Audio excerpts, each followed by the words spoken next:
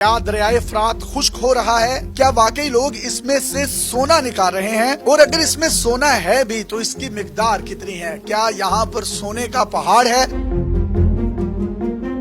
نبی کریم صلی اللہ علیہ وسلم نے حدیث میں فرمایا تھا کہ دریائے فرات سے سونا نکلے گا، لیکن ساتھ ہی انہوں نے تلقین کی تھی کہ اس سونے کو کوئی نہ نکالے۔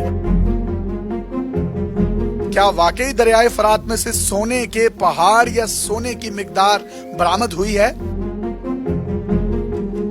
رسول کریم صلی اللہ علیہ وسلم نے فرمایا کہ قیامت اس وقت تک قائم نہیں ہوگی جب تک کہ دریائے فرات سے سونے کا پہاڑ نہ نکل آئے جس پر لڑائی ہوگی اور ہر 100 میں سے 99 آدمی مارے جائیں گے۔ ان میں سے ہر ایک یہ سوچے گا کہ شاید میں بچ جاؤں۔ ایک اور روایت میں رسول کریم صلی اللہ علیہ وسلم نے فرمایا کہ قریب ہے کہ دریائے فرات خشک ہو کر سونے کے خزانے کو ظاہر کر دے، لہٰذا جو شخص اس وقت موجود ہو اس میں سے کچھ بھی نہ لے۔ ان احادیث سے یہ ثابت ہوتا ہے کہ قیامت کی نشانیوں میں سے ایک نشانی دریائے فرات کا خشک ہونا بھی ہے، اور یہ انتہائی قریب آنے کی نشانیوں میں سے ایک ہے۔ اور اس حدیث میں یہ بھی تلقین کی گئی ہے کہ اگر اس میں سے سونے کا پہاڑ نکلے تو کوئی بھی شخص اس میں سے کچھ بھی نہ لے۔ پچھلے کچھ عرصے سے کہا جا رہا ہے کہ دریائے فرات خشک ہو چکا ہے، اس میں سے ایک پرانا شہر برآمد ہوا ہے، لوگ یہاں سے سونا نکال رہے ہیں۔ کچھ لوگ تو یہ بھی کہتے ہیں کہ حدیث میں ذکر کیے گئے سونے کے خزانے سے مراد تیل کا نکلنا ہے، لیکن اس پر بات کرنے سے پہلے ہم تھوڑا سا دریائے فرات کے بارے میں جان لیتے ہیں۔ دریائے فرات تقریباً 2780 کلومیٹر لمبا ہے۔ یہ ایشیا کا 15واں اور مغربی ایشیا کا سب سے بڑا دریا ہے۔ اس کا ڈرین ایریا تقریباً 4,40,000 مربع کلومیٹر ہے جو 6 ملکوں میں پھیلا ہوا ہے۔ یہ 2 شاخوں کارا اور مراد سے مل کر تشکیل پایا ہے۔ دریائے فرات کھائیوں اور گھاٹیوں میں سے ہوتا ہوا جنوب مشرقی شام سے عراق میں ابو کمال کے مقام پر داخل ہوتا ہے۔ یہ ایک بہت بڑا دلدلی علاقہ بھی بن چکا ہے۔ دریائے فرات پر ترکی اور شام کے مقامات پر بہت سے ڈیم بنائے جا چکے ہیں۔ اس پر پہلا ڈیم 1970 کی دہائی میں تعمیر ہوا تھا۔ اب تک بننے والے ڈیموں کی وجہ سے اس کے پانی کے بہاؤ میں کمی آئی ہے۔ 15 اپریل 2014 کو ترکی نے دریائے فرات کا بہاؤ مکمل طور پر بند کر دیا تھا، جس کی وجہ سے ترکی اور شام کے بارڈر پر ہی خشک ہو گیا۔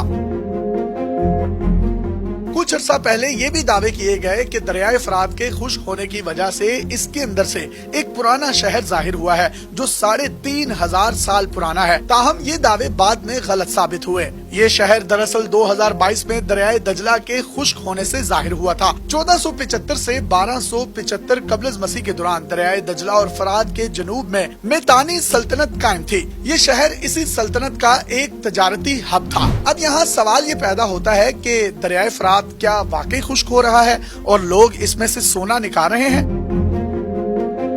پہلی بات تو یہ ہے کہ دریائے فرات میں پانی کا بہاؤ ضرور کم ہوا ہے، لیکن یہ مکمل طور پر خشک نہیں ہوا۔ دوسری بات، سونا شروع سے ہی سب سے زیادہ ڈیمانڈ والی دھات رہی ہے۔ دریائے فرات دنیا کی سب سے مشہور آبی گزرگاہوں میں سے ایک ہے۔ ایسے دعوے کیے گئے ہیں کہ اس میں بہت زیادہ سونا موجود ہے۔ دریائے فرات کی تاریخ ہزاروں سال پرانی ہے اور یہ بہت سی تہذیبوں کے لیے پانی کا ایک اہم ذریعہ رہا ہے۔ ماضی میں دریا کے کنارے پر چھوٹے چھوٹے پیمانے پر سونے کی کان کنی کی کارروائیوں کی اطلاعات موصول ہوئی ہیں۔ کچھ لوگوں نے تو دریا کے کنارے میں کافی مقدار میں سونا ملنے کا دعویٰ بھی کیا ہے، لیکن ان دعووں کی بعد میں کوئی تصدیق نہیں کی گئی اور نہ ہی اس سے متعلق کسی بھی قسم کے شواہد یا ثبوت فراہم کیے گئے ہیں کہ دریا میں کافی مقدار میں سونا موجود ہے۔